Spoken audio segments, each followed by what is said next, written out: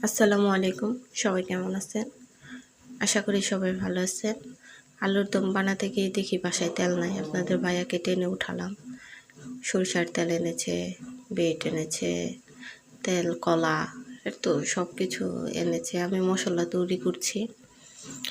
আমি আলুর দম বানানোর ট্রাই করছি। আমি তেমন পারি না, প্রথম বানাইতেছি। কেমন হবে বুঝতেও পারতেছি না। আপনাদের ভাইয়ার আবদার আমি আলুর দম বানিয়ে তাকে খাওয়াবো।